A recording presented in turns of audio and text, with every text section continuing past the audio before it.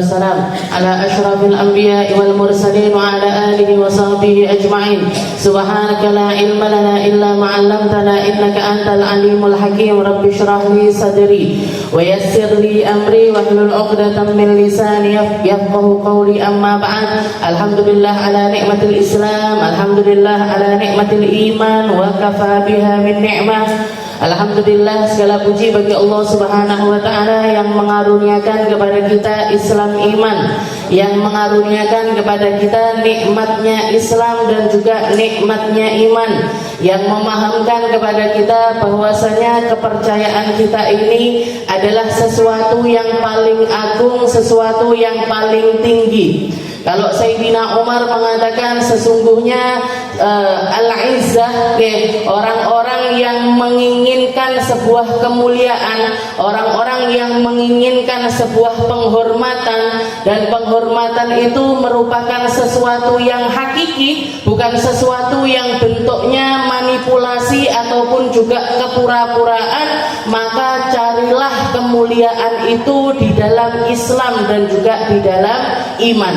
Karena hanya kemuliaan yang nyambung kepada Allah, nyambung kepada Rasulullah lah yang merupakan kemuliaan yang hakiki. Wa man aradal izzah min ghairillah wa min ghairi Rasulillah au kama qol, atau seperti yang dikatakan, yang semacam itu yang dikatakan oleh Sayyidina Umar, barang siapa yang nyari kemuliaan selain jalur Islam, selain jalur iman, maka mereka itu bukan dimuliakan tapi sesungguhnya dihinakan oleh Allah Subhanahu wa taala. Dan ini terbukti, Bu, sebuah penghormatan yang nyata, sebuah penghormatan yang datangnya dari dalam hati yang sebenarnya itu mereka-mereka yang mulia karena iman dan juga karena Islam. Jangan nggak akan menemukan orang dimuliakan dengan sesungguhnya kemuliaan kecuali lewat sesuatu yang kaitannya dengan Allah dan juga kepada Rasulullah.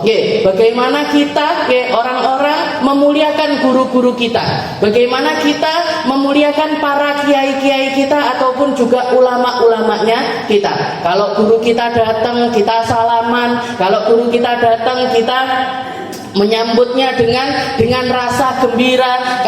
Kalau guru kita datang kita pengen ngasih sesuatu kepada beliau, pengen nyenengin, entah itu makanannya dienak-enakkan ataupun juga minumannya ataupun juga tempat istirahatnya dan lain sebagainya. Jadi kemuliaan yang sebenarnya itu ada di dalam hal-hal yang semacam ini. Tapi kalau kita lihat orang-orang yang memuliakan orang lain, entah karena jabatannya atau karena hartanya, atau karena hartanya, itu mayoritas yang memuliakan ini kalau nggak terpaksa ya nggak enak aja. Pak Presiden datang misalkan, ada yang keuangan aku karo Pak Presiden ini, kangen.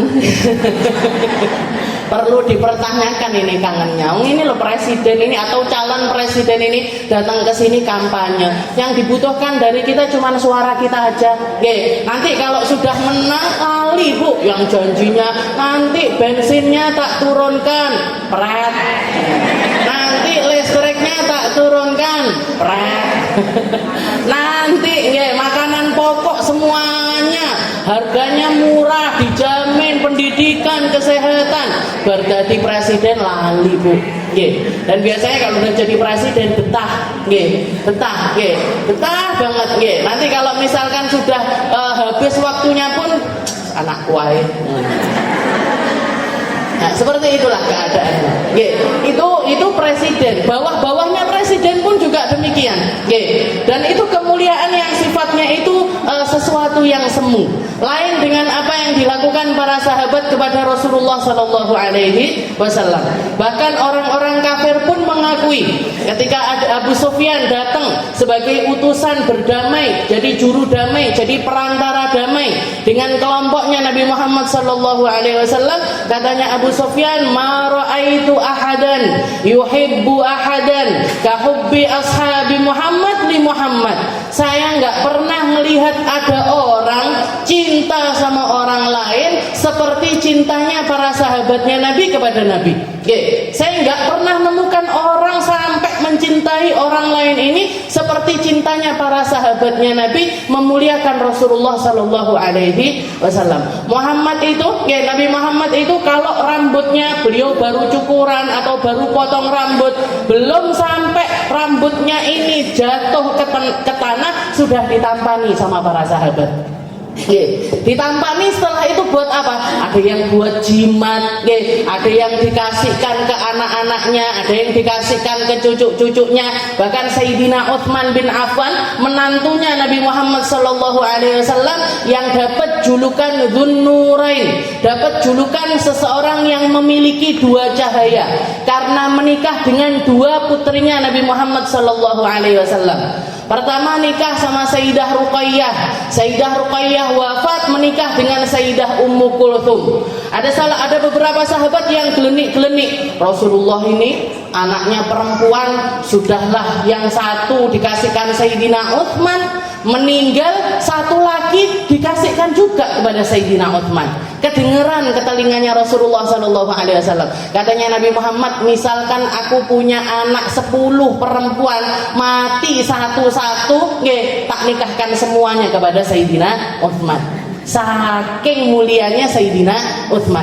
Dikatakan di penghujung akhir hayatnya beliau, salah satu yang diwasiatkan kepada pembantunya, bilang sama pembantunya, wahai pembantuku, wahai budakku, nanti kalau aku meninggal, tolong yang ada di dalam kantong ini nantinya, yang ada di dalam kantong ini masukkan ke dalam kuburku, letakkan di bawah lidahku.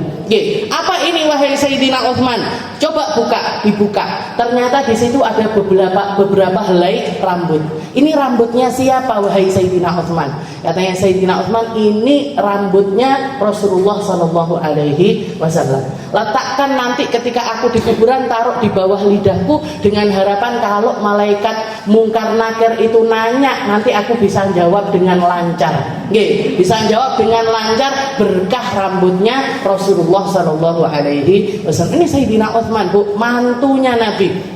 Punya pemahaman yang semacam ini. Jadi nggak ada orang dimuliakan seperti kemuliaannya orang karena ngambil apa yang ada di dalam diri orang tersebut dari nilai-nilai agama, dari nilai-nilai kedekatannya dengan Rasulullah Sallallahu Alaihi Wasallam. Bahkan beberapa waktu yang lalu saya dapat cerita, di Jakarta kalau guru saya, Habib Umar bin Hafid itu datang di Jakarta, pernah ada satu kejadian, polisi yang bagian jaga, polisi-polisi yang bagian jagain beliau biar nggak terlalu dihimpit-himpit orang, tangannya direbut-rebut dan lain sebagainya. Setelah selesai acara itu dapat kesempatan untuk salaman. Jadi hadiahnya itu nggak dikasih hadiah uang apa dikasih hadiah, nggak dikasih hadiahnya ini salaman sama Habib Umar. Setelah selesai salaman, katanya tangan ini tadi disimpan di kantong, nggak mau salaman sama orang lain lagi. Loh, kenapa Pak Polisi kok tangannya ini disimpan, ini kenapa? Tak hadiahkan buat istri sama anakku nanti. Tangan bekas salim sama Habib Umar ini mau dikasihkan ke anak-anaknya. Bayangkan, nggak kepikir kan istilahnya, nggak nyampe gitu loh otaknya manusia untuk nyampe ke sana, ternyata bisa. Padahal ada hubungan apa ini? Kira-kira polisi ini pernah dapat apa dari Habib Umar? Nggak mungkin nyantri, nggak pernah ngaji langsung juga nggak pernah. Tapi ketika seseorang itu di dalam hatinya ada keimanan, tahu kalau ini orang mulia, tahu kalau ini anak cucunya Rasulullah, tahu kalau ini pemegang bukan cuman sanad secara ilmiah, secara ilmu turun ilmu, Quran turun Quran, bukan cuman itu saja, tapi darahnya pun juga bersambung dengan Rasulullah Sallallahu Alaihi Wasallam. Tahu kemuliaannya, disimpan tangannya. Kok bojoku ben komanan, anak-anakku juga biar komanan. Datangnya dari mana, Bu? Datangnya dari iman.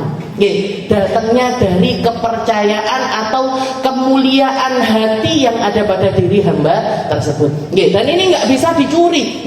Hal-hal semacam ini nggak bisa dicuri. Hal-hal semacam ini nggak bisa dibohongi. Orang cinta sama seseorang, orang senang sama seseorang, ataupun begitu juga dengan sebaliknya, itu nggak bisa berlawanan dengan hati. Nggak bisa kita ngomong sama orang yang kita benci I love you, itu nggak bisa. Ya nggak? Kuweting awake dhewe sama orang ini. Nggih, senengane nyelatu kita, sukanya ngomongin kita, sukanya nyakitin kita. Terus kita disuruh ngomong I love you, Bu.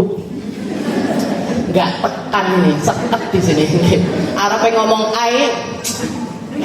nyapo yo ngoten akhirnya. Nggih. Jadi nggak bisa dibohongi. Seneng nggak seneng itu sesuatu yang datang dari dalam hati. Nggih, tinggal kita mau ngarahkan cinta kita ini kemana, senengnya kita ini kemana. Nggih, nyambung sama siapa. Nggih, yang jadi patokan itu gampang, seperti patokannya para sahabat atau prinsipnya para sahabat. Almar'u ma'aman ahab. Kita nanti akan dibangkitkan, kita nanti akan dikumpulkan di padang mahsyar di hari setelah kiamat itu bersama orang-orang yang ada di dalam hati kita. Makanya hati-hati dengan hatimu. Hati-hati kepada siapa kamu mencinta. Hati-hati dengan siapa hatimu itu condong. Karena di situ nanti kita akan dikumpulkan. Kalau kita senangnya sama para ulama, senangnya sama para orang-orang soleh, senangnya sama mereka-mereka yang tampak di dunia ini nanti insya Allah jadi penghuni surga. Meskipun kita nggak ngerti, akhir manusia seperti apa, kita nggak ngerti. Apa hatinya seseorang seperti apa, kita nggak ngerti. Nanti tempatnya di surga apa di neraka kita juga nggak ngerti. Semuanya itu misteri. Tapi bukankah misteri ini milik semua manusia? Bukankah misteri ini semua orang dapat di dalam wilayah tersebut? Maka cukuplah apa yang nampak ini menjadi penghukum kita. Seperti yang dikatakan oleh Sayyidina Umar bin Khattab. Katanya Sayyidina Umar, al-an nahkum bid-dawahir. Dulu di zamannya Nabi itu banyak perkara-perkara gaib itu diungkap sama Nabi. Banyak orang-orang itu yang dihukum berdasarkan wahyu dari Allah Subhanahu wa ta'ala, berdasarkan apa yang disampaikan oleh malaikat Jibril. Sekarang wahyu sudah terputus, malaikat Jibril sudah enggak datang kepada siapa. Sekarang kita tinggal melihat yang dohir aja. Yang dohirnya baik, ya sudah, kita senang sama kebaikan-kebaikan tersebut. Dohirnya enggak baik, kita benci sama keburukan-keburukan tersebut. Jadi Sayyidina Umar mengatakan hal yang jadi istilahnya gini, kalau misalkan kita sekarang ini punya majelis, di saat yang sama mungkin juga ada majelis lain di tempat lain, majelis lain di tempat lain. Misalkan mereka bikin kumpulan reunian, atau bikin kumpulan karaokean, atau kumpulan arisan dan lain sebagainya. Setelah itu dua kelompok ini dihadapkan di hadapan Allah Ta'ala. Kira-kira Allah Ta'ala milih yang mana? Sing karaokean apa sing ngaji? Yo ngaji lah. Nah ini loh yang dimaksud dengan sesuatu yang dohir, yang nampak. Jadi cukup hukumi dengan yang dohir. Dohirnya orang baik, sudah kita percaya tentang kebaikannya. Masalah urusan hati itu urusannya mereka. Kuwi lho sedekah lho ora ikhlas. Kok ganti kita tahu kalau dia ikhlas apa enggak ikhlas. Nah, jadi cukup dengan yang dohir saja. Kita lanjutkan pembahasan kita masih di dalam kitab Taqriratus Sadidah ila an qala al-muallif rahimahullahu taala wa nafa'ana bi ulumi fid dharain amin. Masih tentang bab istinja, masih tentang bab cebok. Koyok enggak penak ngoten nggih, bab cebok. Tapi ya seperti inilah. Sayyidina Ali bin Abi Thalib mengatakan kita ini mau nyari kesempurnaan pengaturan itu di mana? Kalau selain dari apa yang datang lewat lisannya Nabi Muhammad sallallahu alaihi wasallam. Hatal kharra, kaifa nukhrijuha. Katanya Sayyidina Ali, ini Islam ini saking sempurnanya. Caranya qadaul hajat, caranya kita buang hajat aja lo diajarin. Caranya buang hajat, caranya cebok, caranya bersih-bersih, area kemaluan kita semuanya lengkap diajarkan. Bahkan sampai ke adab-adabnya. Mulai dari yang wajib dibersihkan sampai sunnah-sunnahnya pembersihan. Sampai sekarang adab-adabnya membersihkan. Jadi yang wajib apa? Sudah diajarkan. Yang sunnah-sunnah apa? Juga sudah diajarkan. Sunnah-sunnahnya qadaul hajah.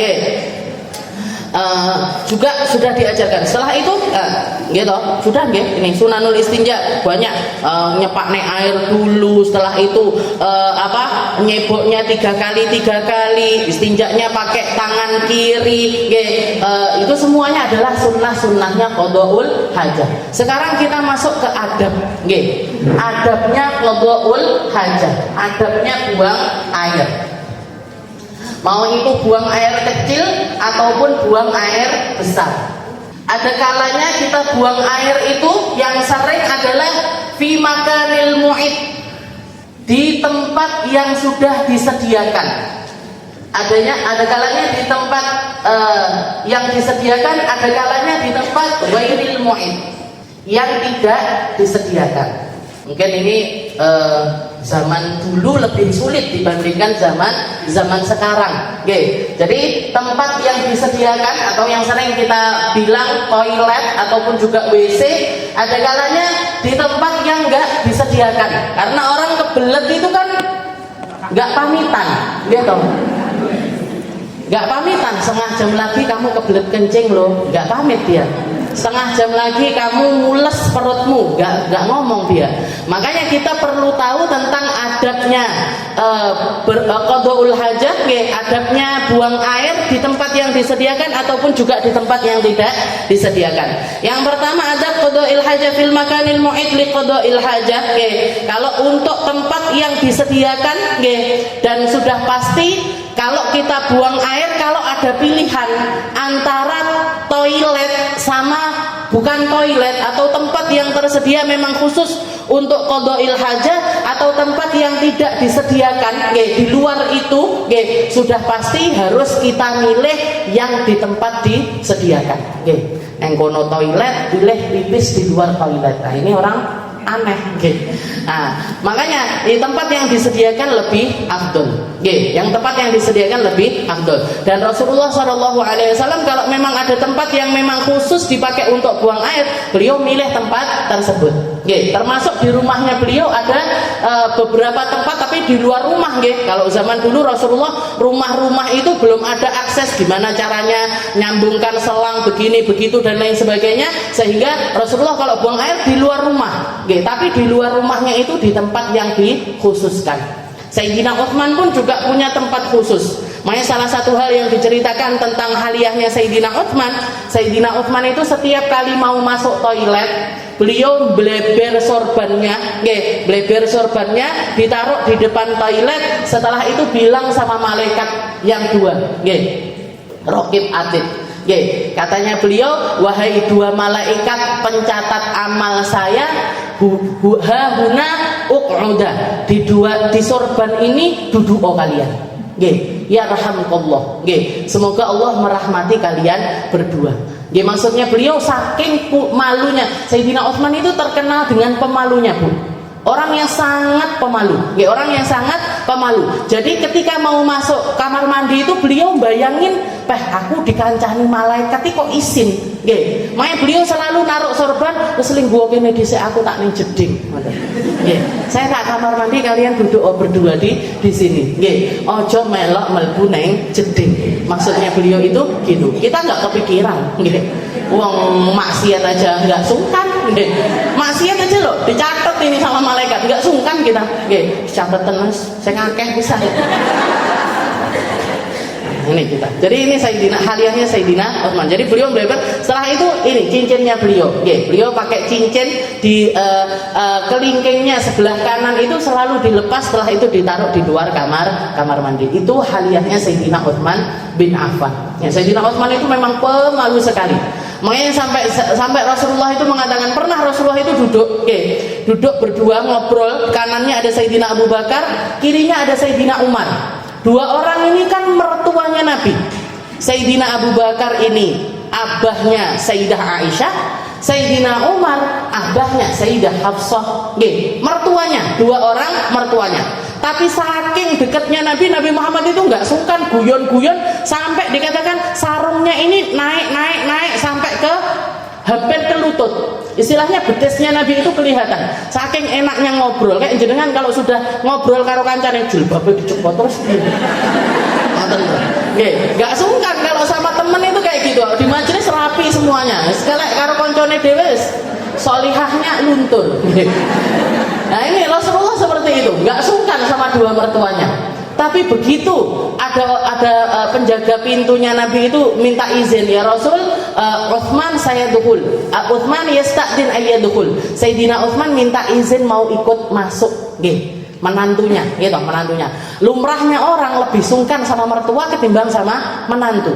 Nggih. Tapi begitu Sayyidina Utsman pamit mau masuk, oh iya, silahkan masuk. Diturunkan ini sarungnya.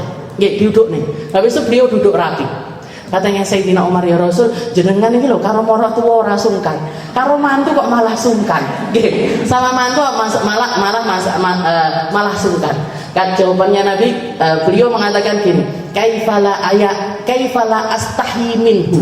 Bagaimana aku nggak sungkan, gimana aku nggak malu sama Sayyidina Utsman, di mana bahkan malaikat pun sungkan dengan Sayyidina Utsman. Saking apa? Saking catatan jeleknya itu nggak pernah ada tulisan.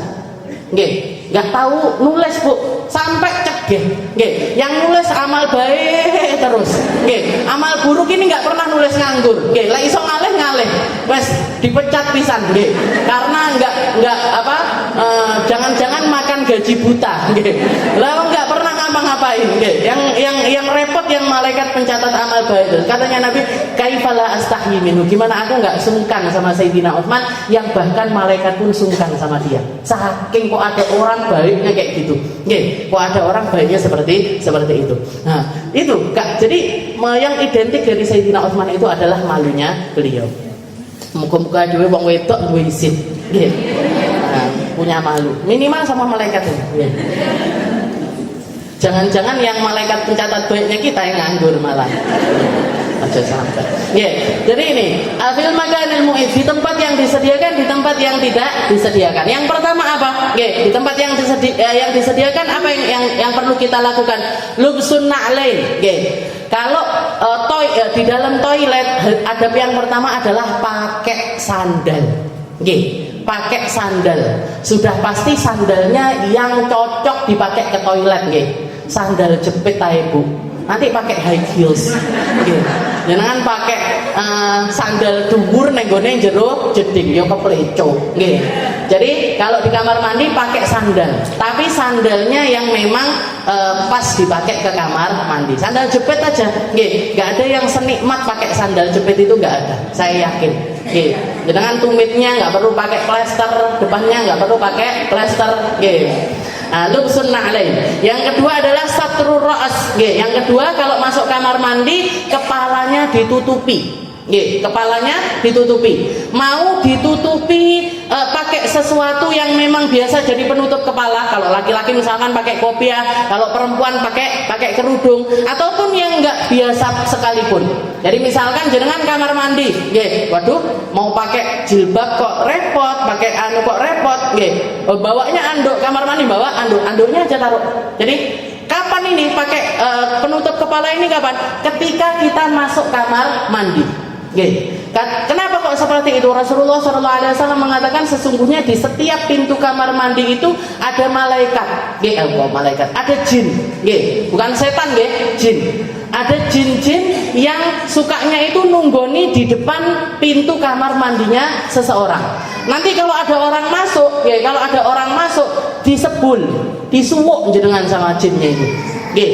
Makanya katanya Nabi Muhammad, barang siapa yang terasabahul jin, orang yang sering kena gangguan dari jin, pertama yang harus dia lihat ini adabnya dia masuk kamar mandi nih, kepalanya biasa ditutup atau tidak. Karena Nabi Muhammad, barang siapa yang kena gangguan jin semacam ini dan dia kalau masuk kamar mandi sering nggak pakai penutup kepala, fala yalumanna illa nafsah, nggak usah nyalahin siapa-siapa, itu salahnya dia sendiri. Karena kita berarti nggak melindungi diri kita untuk dikasih was-wasah sama jin. Banyak orang kena was-wasah dari jin ini banyak. Kayak orang yang gampang kesurupan, Nah, pernah dengar ada orang kelebon, nggak bisa Bu sebenarnya. Jin itu masuk ke badannya manusia itu nggak bisa. Bahkan jin itu kalau mau nampakkan menampakkan diri di depan manusia itu sakit. Oke, sesuatu yang sulit karena bukan kodratnya mereka, bukan takdirnya mereka. Takdirnya mereka itu nggak terlihat. Oke, kita manusia takdirnya di dunia terlihat mereka. Nanti di akhirat takdirnya kita yang melihat mereka, mereka nggak bisa ngelihat kita. Lah kok terjadi sesuatu yang sebaliknya? Kok ada orang bisa ngelihat jin? Itu nggak sak baene istilahnya ngoten. Nggih, nggak seharusnya. Nggak seharusnya. Nah, ditambah lagi kalau misalkan orang-orang yang kena gangguan-gangguan dari jin semacam itu, bisa jadi dia sendiri yang tidak membentengi dirinya. Nggih. Pakai wirid, pakai sholawat, termasuk salah satunya yang diajarkan sama Nabi Muhammad, kalau masuk kamar mandi ini minimal kepala kita ini ketutup. Jadi kalau tidak nemukan apapun untuk nutupi kepala kita, masuk kamar mandi taruh tangan ini di atas kepala. Taruh tangan kita ini di atas kepala sambil doa, Allahumma inni a'udzubika minal khubuthi wal khaba'ith. Ya Allah, lindungi saya dari setan laki, setan perempuan. Wa minar rijsin najis. Begitu juga kalau mau ditambahi, ya Allah lindungi saya dari perkara-perkara buruk, kotor-kotoran yang ada di dalam hati ataupun kotoran-kotoran yang nampak di luar. Jadi Allahumma inni a'udzubika minal khubuth. Khubuth itu setan laki-laki. Khaba'ith itu setan perempuan. Jadi kita minta perlindungan dari sambil apa? Sambil nutupi bagian kepala. Kenapa kok kepala? Karena di sini ini tempatnya nasiyah. Kalau jenengan baca di dalam Al-Quran, nasiyatin, kadibatin, khotiah, nasiyah, ubun-ubun, kadibah yang seringkali menipu, khotiah yang seringkali berbuat dosa. Padahal kalau kita lihat dosa apa yang bisa dilakukan ubun-ubun ini apa? Mau minum khamr nggak mungkin pakai ubun-ubun, ngapusi wong nggak mungkin pakai ubun-ubun, jalan ke tempat yang buruk nggak mungkin pakai ubun-ubun, tanda tangan korupsi nggak mungkin pakai ubun-ubun, gitu. Aneh tanda tangan ngeten nggak mungkin. Tapi kenapa kok yang disalahkan? Nanti di akhirat semua penduduk neraka itu ditarik pakai rantai, dan juga termasuk yang ditarik sama malaikat untuk mendorong mereka masuk neraka ini adalah rambut yang ada di ubun-ubun kepala mereka. Ditariknya ini ubun-ubunnya. Kenapa? Karena yang paling banyak berbuat salah adalah ubun-ubun. Padahal dia nggak salah apa-apa. Kenapa kok seperti itu? Karena di tempat inilah semua hal keputusan itu terjadi. Orang mau buruk, niat buruk, niat baik, semuanya tempatnya di sini. Mikirnya di sini, mikirnya di sini. Memutuskannya pun juga di sini. Makanya dialah yang paling banyak bersalah. Nasiyatin, kadibatin, khotiah, ubun-ubun yang banyak dustanya, yang banyak berbuat salahnya, yang banyak memutuskan dengan keputusan-keputusan yang salah. Makanya kita lindungi ini nasiyah ini, bagian kepala ini kita lindungi, biar nggak mikir-mikir dengan cara yang salah. Makanya adabnya masuk kamar mandi satrul ra's, kepala ini ditutup. Kalau pakai sesuatu yang lain lebih baik. Kalau nggak nemukan apa-apa, ya sudah tangan kita masuk ke kamar mandi sambil nutupi. Setelah itu yang ketiga, dzikru inda dukhul. Ketika masuk kamar mandi, makanya doa ini sebelum masuk kamar mandi, bukan setelah masuk kamar mandi. Masih di luar itu, Allahumma inni a'udzubika minal khubuthi wal khaba'ith. Insyaallah jenengan hafal semuanya. Garek ngamal netak. Lali apa enggak garekan? Allahumma inni a'udzubika minal khubuthi wal khaba'ith wa minar rijsin najis. Kalau mau ditambah, ya Allah saya juga lindungi saya dari kotoran-kotoran dan juga najis. Karena banyak orang nggak ngerti najis, sehingga ya talatoh bin najasah, sehingga dia nggak paham kalau badannya ini kena najis dan nggak dibersihkan. Termasuk orang-orang kafir yang nggak punya syariat istinja ini, nggak punya syariat untuk cebok dengan benar ini, mereka nggak sungkan. Mau habis BAB, mau habis kencing langsung pakai celana dalam, masih ada kotoran-kotoran nempel di celana dalamnya, nggak risih bu. Kalau orang nggak biasa cebok, nggak biasa bersih-bersih dengan benar, kalau kita kan sudah risih, Habis jenengan jajal kalau pengen tahu rasanya, nggih. Habis BAB nggak usah cebol langsung pakai celana dalam. Wi rasanya ada sesuatu yang ngoten, nggih. Tapi kalau orang yang biasa nggak seperti itu, biasa aja mereka, nggih. Setelah itu yang keempat, nggih, taqdimu yasarihi 'inda ad-dukhul wa taqdimu yaminihi 'inda al-khuruj. Kalau masuk kamar mandi yang didahulukan kaki kiri, nggih. Masuknya kaki kiri, keluarnya kaki kanan, nggih. Kaki kiri dulu, setelah itu kanan. Nah, keluarnya kaki kanan dulu, baru setelah itu kiri. Lek loncat boleh nggak usah dah, nggak boleh. Keplecok jangan. Jadi adabnya itu masuknya kaki kiri dulu. Dan ini memang sesuatu yang sering yang menjadi tabiatnya Nabi Muhammad SAW. Kayak yang lalu juga sudah kita bahas, karena Nabi yuhibbut tayamun. Nabi Muhammad itu senang mulai kebaikan-kebaikan itu pakai yang kanan-kanan. Yang nggak baik pakai kaki kiri. Pakai kaki kiri atau pakai tangan kiri. Itu identik di dalam dirinya Rasulullah SAW. Allah Ta'ala juga mengatakan banyak sekali ayatnya, washabul maimanati ma ashabul maimanah wa ashabul yamin. Mereka-mereka yang kanan, golongan kanan, yang buruk-buruk golongan kiri. Tapi ada di satu tempat Rasulullah itu memilih bagian kiri ketimbang bagian kanan, yaitu ketika Allah Ta'ala memberikan pilihan kepada Nabi Muhammad SAW tempat mimbarnya Nabi nanti di akhirat itu, jadi para nabinya Allah Ta'ala ini 2 orang dari sekian banyak nabinya Allah, 2 orang, 2 nabi yang dikasih pilihan sama Allah untuk memiliki mimbarnya masing-masing. Yang satu Nabi Muhammad SAW, yang satunya lagi adalah Nabiullah Ibrahim.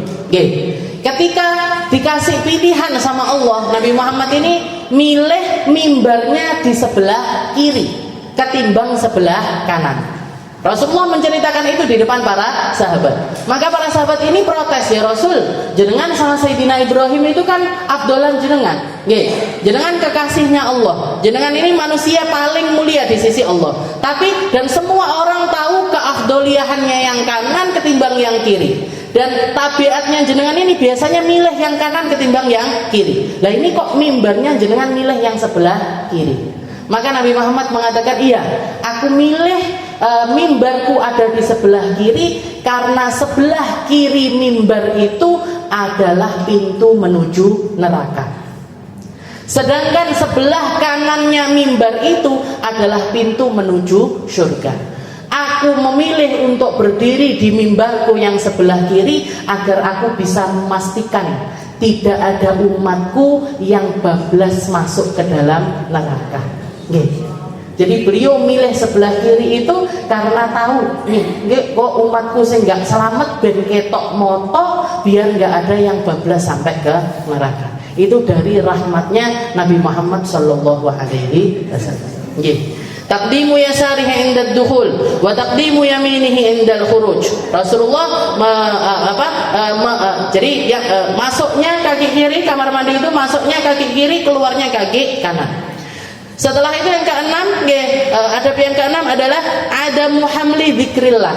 Kalau masuk kamar mandi pastikan nggak membawa sesuatu apapun yang di situ ada kalimat-kalimat yang baik atau nama-nama yang baik, sesuatu yang mulia. Jangan dibawa masuk ke dalam kamar mandi. Al-Quran misalkan, atau buku-buku fikihnya jangan bawa ke kamar mandi, jangan. Ditaruh di luar kamar mandi. Jadi sesuatu yang mulia, au kullu mu'azzam, semua yang dimuliakan, ka ismi nabi, seperti namanya nabi, wa mithluhul kutubul ilmiyah wa asmaul ulama. Begitu juga dengan kitab-kitab keilmuan, nama-namanya para ulama. Kalau lupa gimana? Kadang masuk kamar mandi, neng gone kantongku ada misalkan tulisan yang mulia atau tulisan yang bagus, tulisan yang jenengan coret-coret apa bismillahirrahmanirrahim, ditaruh di kertas, tahu-tahu ikut bablas masuk ke kamar mandi. Katanya beliau, fa insaha, kalau lupa, wa adkhalaha wa amkanahu ay yakhruj, sudah kadung masuk, kalau memungkinkan untuk keluar, keluar. Kalau memang nggak memungkinkan untuk keluar, maka disimpan rapat-rapat. Disimpan rapat-rapat. Bisa dengan cara menggenggam, bisa juga dengan dimasukkan ke kantongnya atau dimasukkan ke tasnya, dimasukkan ke atau kalau misalkan jenengan takut nggak aman, jadi jenengan bawa tas, misalkan ada dompetnya, ada termasuk ada sesuatu yang baik di situ, ada buku keilmuan atau apapun juga, mau ditaruh di luar kamar mandi, ini toilet umum ini, yang masuk ke situ kita nggak ngerti, ini gimana ini, kalau bisa mengusahakan, harus diusahakan, titip orang yang kita percaya misalkan, atau titip ke temennya, atau gantian, jadi misalkan jenengan suami istri, ya aku yang masuk kamar mandi ini tas saya bawa, nanti jenengan ke kamar mandi tasnya jenengan saya bawa. Kalau bisa kayak gitu harus diusahakan. Tapi kalau memang mentok nggak bisa, ya sudah dibawa masuk ke kamar mandi, tapi harus disimpan rapat-rapat. Nggak terus lagi buang air karo ngaji. Bukan tempatnya. Nah, HP juga termasuk. Kalau HP ini, pilihannya cukup ditutup aja aplikasinya. Jadi jangan dibuka aplikasi yang keilmuan seperti itu ketika kita di kamar mandi. Nganggur-nganggur ngene karo moco-moco. Nah, jangan baca ilmu, jangan baca sesuatu yang sifatnya keilmuan. Kalau di luar kepala nggak masalah. Kayak misalkan jenengan hafal Al-Qur'an, jenengan hafal Al-Qur'an di kamar mandi, timbangannya nganggur-nganggur, murojaah. Murojaah, tapi nggak boleh bersuara, nggak boleh bersuara. Nah, cukup lewatkan di pikiran ataupun juga lewatkan di dalam hati. Itu sesuatu yang boleh. Seperti ada satu ulama yang cinta sekali sama ilmu. Saking nggak maunya waktunya ini terbuang sia-sia tanpa ada tambahan ilmu untuk dirinya. Dikatakan setiap kali beliau ke kamar mandi, beliau punya utusan murid di depan toilet untuk membacakan kitab-kitab keilmuan di luar toilet. Jadi beliaunya di kamar mandi karo ngrungok nih. Oh, masalah ini, tafsirannya kitab ini, tafsir itu tetap ke telinganya itu tetap ngaji. Nah, telinganya tetap seperti itu nggak masalah. Nah, dewe lo wis ngono ae. Biasa aja. Di dalamnya jadi kaidah di filter. Setelah itu yang ketujuh, adab yang ketujuh adalah al-julus, duduk. Kalau di kamar mandi adabnya itu buang air itu pakai duduk. Ada beberapa hadis yang menyatakan kalau Rasulullah itu beberapa kali buang air berdiri. Jadi sama juga dengan minum. Minum itu kan adabnya duduk. Tapi beberapa kali Rasulullah itu ditemukan minum itu dalam keadaan berdiri. Kenapa kok seperti itu? Yang pertama, Rasulullah itu selalu melakukan hal yang semacam itu untuk menepis persangkaan bahwasanya hal yang semacam itu merupakan sesuatu yang wajib. Jadi minum pakai duduk, makan pakai duduk itu enggak sampai ke tingkat wajib, tapi sunnah. Sesuatu yang sunnah. Kalau Rasulullah seumur hidup nggak pernah makan berdiri, nggak pernah makan, nggak pernah minum kecuali duduk, maka nanti hukumnya, atau ijtihadnya para ulama, sesuatu yang kesimpulan dari haliyahnya Nabi, karena semua hal yang terjadi pada Nabi ini kan jadi hukum, menjadi sebuah hukum. Nah, nanti semua orang akan mengira kalau makan duduk, minum duduk itu adalah sesuatu yang wajib. Padahal bukan wajib, tapi sunnah. Adabnya ya duduk. Nah, begitu juga ke kamar mandi. Buang air itu mayoritas buang airnya Nabi itu duduk.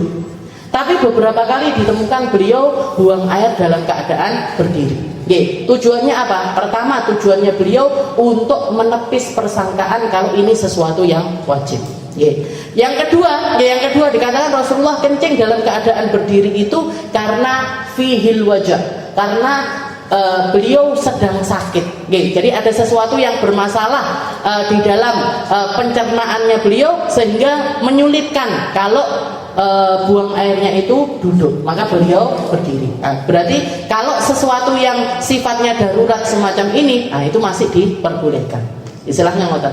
Jadi ngeten, urutannya itu kalau kita bisa buang air duduk, ya usahakan untuk duduk. Tapi kalau memang ada sesuatu yang bermasalah pada kita, nggak masalah, nggak masalah. Kayak misalkan ini mungkin yang paling sering laki-laki, yang paling sering laki-laki.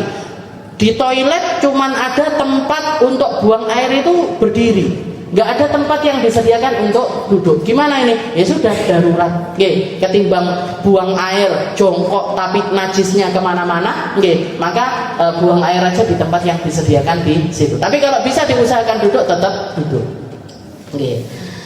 Itu yang ke-7, al-julus, duduk. Setelah itu Allah yatakallam. Nah, lagi buang air jangan ngomong. Jadi jangan ngomong ketika di kamar mandi. Hatta salam, bahkan salam sekalipun jangan. Jadi ada orang masuk, misalkan kita lagi di kamar mandi, assalamualaikum, ojo dijawab ibu, waalaikumsalam, aku ning jeding. Jangan. Jadi selesaikan dulu buang airnya. Kalau memang mau wudhu sekalian, nanti keluar kamar mandi baru dijawab salamnya. Adzan lagi buang air, adzan dijawab. Allahu Akbar, Allahu Akbar, Allahu Akbar. Jangan. Jadi kalau di kamar mandi diem. Makanya ojo suwi. Salah kebelet ngomong saja. Cepet-cepet kalau gitu di kamar mandi. Karena kamar mandi ini bukan tempatnya untuk kita nyantai-nyantai. Allah yatakallam. Yang ke-9, Allah yanzuru ila sama au ila farji au ila ma yakhruj minhu walakin yanzuru amamah. Setelah itu juga adabnya kalau lagi buang air, ketika kita buang air, jangan ngelihat ke langit, jangan melihat ke kemaluan, apalagi melihat yang lagi keluar dari kemaluan. Jadi pipis tak teliti nih pipisku, arahnya kemana, yang kanan atau kiri. Nah, nggak usah kalau punya anak tapi nggak usah dilihat. Jadi buang air ayo cepet, dilihat jangan. Sebisa mungkin untuk tidak. Nah, tapi kalau memang ada tujuan toilet training dan lain sebagainya, mungkin ada kebolehan di dalam hal tersebut. Toh juga nggak sampai gede, gitu. Jadi jangan ngelihat ke langit, jangan ngelihat ke kemaluan, apalagi ngelihat ke apa yang keluar dari kemaluan. Tapi kemana ngelihatnya? Ke depan. Ayandur amamah, ngelihat ke bagian depan. Dan kalau sudah selesai cepat-cepat. Kalau sudah selesai cepat-cepat dicebok, habis itu diselesaikan. Ojo merenung dhisik. Ini jangan salahkan lek kejinan itu ning jero jeding. Yang ke-10, al-i'timad ala rijli yusra wa takunul yumna mansubah alla yabsuq. Ketika buang air jangan ngeludah. Jadi ngeludah cuih ngoten, lagi buang air ini jangan. Padahal biasanya orang buang air ini mulut ini rasanya pengen busok, pengen ngeludah. Nah, ini jangan dituruti, jangan dituruti. Jadi buang air ngeludah jangan. Allah ya besuk, jangan ngeludah. Allah ya abad biyadih. Nah, jangan iseng-iseng ngapa-ngapain pakai tangan atau pakai. Jadi makanya ini semuanya ini mengarah ke kalau ke kamar mandi ojo suwi. Sekedar selesai langsung cepet-cepet cebok, cepet-cepet keluar. Nah, karena kalau kita nunggoni, saya ditunggoni apa? Jangan di kamar mandi itu berdiam diri, saya ditunggoni apa? Akhirnya nanti nyari inspirasi saja. Yang jeding nyari inspirasi. Nah, ini yang masuk inspirasinya minas syaiton, dari setan. Dan yang selanjutnya Allah yarfa' thawbahu hatta yadnuwa minal ardi syai'an fa syai'an. Kalau mau buka pakaian atau mau ngelepas pakaian kita, kalau jenengan ke kamar mandi cuman untuk buang air. Lain halnya kalau mau mandi. Kalau mau mandi kan memang dibuka semuanya.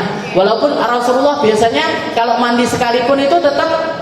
Jadi walaupun Rasulullah mandinya beliau itu selalu nggak pernah telanjang bulan. Ini mandinya Nabi. Ini mandinya Nabi. Nah, tapi kan sulit untuk kita untuk tidak seperti minimal itu kalau cuman tujuannya ke kamar mandi buang air aja, jangan dilepas semuanya. Jangan dilepas semuanya. Cukup lepaskan bagian yang memang kita berhajat untuk buang air. Celananya dilepas, celana dalamnya dilepas. Selain itu jangan setiap ke kamar mandi buka kabeh, nggih, buka kabeh. Nah, itu jangan, nggih. Setelah itu kalau buka itu syai'an fa syai'an, sedikit demi sedikit. Yes. Jadi sedikit-sedikit. Begitu juga makainya, nggih, makainya juga seperti itu. Dan selanjutnya ayastabri, nggih. Ini kemarin juga sudah sempat kita bahas. Jadi kalau buang air dituntaskan, istibro namanya. Istibro itu dituntaskan. Para ulama mengatakan awwalu ma yuhasabu minal abdi as-shalah fil qiyamah. Okay. Pertama hal yang dihisab sama Allah Ta'ala ketika seseorang masuk di hari kiamat adalah sholatnya dia. Gitu. Ini terkenal. Jadi kita pertama hal yang akan kita pertanggungjawabkan di hadapan Allah adalah permasalahan sholat kita. Makanya sholat ini menjadi bagian terpenting di dalam kehidupan kita. Tapi ketika kita masuk di alam kubur, awwalu ma yuhasab, pertama yang kita pertanggungjawabkan di kuburan adalah masalah kebersihan bagian ketika kita buang air itu tadi. Oke. Makanya terkenal katanya Nabi, amatu adab ahli kubur, paling banyaknya orang disiksa di kuburan gara-gara nggak tuntas ketika buang air. Nggak dituntaskan. Karena kalau nggak dituntaskan ini rentetannya banyak. Rentetannya banyak. Dia nggak dikira sudah selesai kencingnya. Jadi berarti kita itu harus jadi di tengah-tengah. Nggak cepet-cepet terlalu cepat ya enggak, tapi juga enggak berlama-lama di kamar mandi, tengah-tengah. Jadi kencing, habis itu istibro, dikeluarkan sampai tuntas. Caranya macam-macam. Kalau perempuan ditekan bagian perut, bagian bawahnya berdehem atanahnuh, ehem. Kok dirasa belum tuntas juga, berdiri sebentar, habis itu jongkok lagi, berdiri lagi, jongkok lagi. Itu biasanya juga membantu kita nuntaskan kencing. Kalau laki-laki bin natri disentil, ujung kemaluannya itu disentil 3 kali, 1, 2, 3. Nah itu cara nuntaskan kencing. Karena kalau belum tuntas, nanti kita cebok, berdiri, keluar lagi, kencingnya itu keluar lagi, kita nggak kerasa. Kalau sudah kencing yang keluar, nah nanti celana dalamnya kena najis, bajunya kena najis, nggak sah. Dipakai sholatnya nggak sah karena dia bawa najis. Jadi rentetannya itu panjang. Makanya ketika buang air ini harus benar-benar dituntaskan. Al-istibro. Nah, dan yang terakhir ayat dia bidu'ail khuruj. Nah, yang terakhir adalah berdoa dengan doa keluar dari kamar mandi. Ini dibacanya juga di luar kamar mandi, bukan di dalam kamar mandi. Yaitu ghufranak alhamdulillahilladzi adhaba 'anil adha wa 'afani. Alhamdulillahilladzi adaqani ladzatah wa baqa fi quwwatah wa adhaba 'anni adha. Ini bisa doa yang pertama, mungkin yang masyhur yang pertama. Ghufranak. Minta ampun dulu sama Allah. Selesai dari kamar mandi itu sudah pasti kita lalai di dalam kamar mandi. Sudah pasti kita istilahnya nggak ingetnya ketimbang ingetnya sama Allah Taala. Makanya kita minta ampun. Ghufranak 3 kali. Ghufranak. Nah, ini sama dengan kalimat Rabbighfirli. Ya Allah ampuni saya. Setelah itu alhamdulillahilladzi adhaba 'anil adza wa 'afani.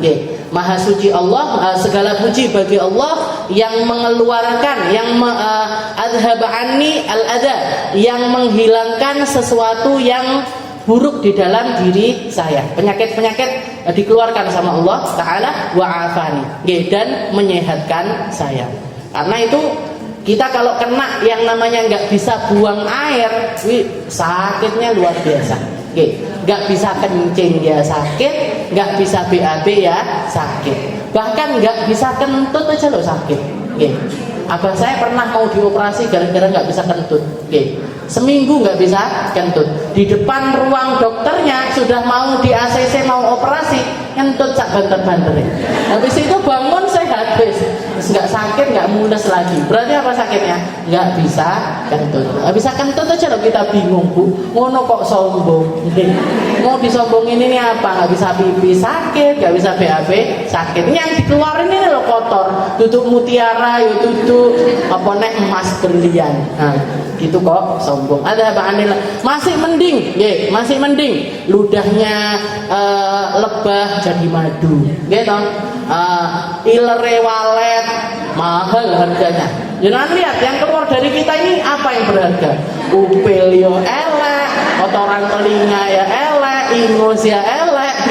Kemarin saya tadi malam saya ini agak telat tadi. Tadi malam saya pulang dari Temboro. Di Temboro itu ada artefak ya, peninggalan-peninggalannya Rasulullah. Termasuk yang dibudidayakan di Temboro itu adalah kuda. Promosinya orang artefak ini, Bu-ibu silahkan kalau mau beli spermanya kuda. Sperma loh Bu, spermanya kuda. Nggak mahal kok Bu, nggak mahal. Paling murah harganya 15 juta. Ini spermanya kuda, harganya 15 juta. Paling mahalnya ada yang sampai 2M. Jadi ada yang sampai 200 juta. Untuk dibudidayakan, nanti ada grade-grade-nya. Kuda yang model ini, kuda yang jadi ada grade-grade-nya seperti itu. Oh, enggak sampai 2M, 200 juta. Jadi dari mulai 15 juta sampai 200 juta. Itu spermanya. Spermanya manusia, enggak payu. Alhamdulillahilladzi adzhaba 'anil adza wa 'afani. Juga ada riwayat yang lain Rasulullah doanya setelah keluar dari kamar mandi, alhamdulillahilladzi adzaqani ladzatah. Maha suci Allah yang memberikan rasa di dalam diriku, yang memberikan saya ini badan mampu mencerna yang enak-enaknya. Kita dikasih lidah ini Bu, dikasih lidah sama Allah Ta'ala, bisa nyerna masing-masing tempatnya masing-masing. Asin tempatnya di sini, manis tempatnya di sini, pahit tempatnya di sini. Alladzi adzaqani ladzatah. Badan kita pun juga bisa mencerna masing-masing. Oh, glukosa ini nanti bagiannya ini, nanti garam bagiannya ini. Nanti yang vitamin ini bagiannya ini, vitamin ini dicerna dewi-dewi. Nggak perlu kita suruh, nggak perlu kita manajeri, yang ngasuh, yang nyerna racun-racun ya hati kamu ya. Itu nggak perlu, kecuali kalau nanti sudah bermasalah. Makanya sesuatu yang perlu kita syukuri adalah alhamdulillahilladzi adzaqani ladzatah. Maha suci Allah yang membuat badan saya ini mampu mencerna masing-masing dari setiap kenikmatan. Wa abqa fiyya quwwatah. Setelah itu kekuatannya ditinggalkan di dalam diri. Energinya ditinggalkan di dalam diri.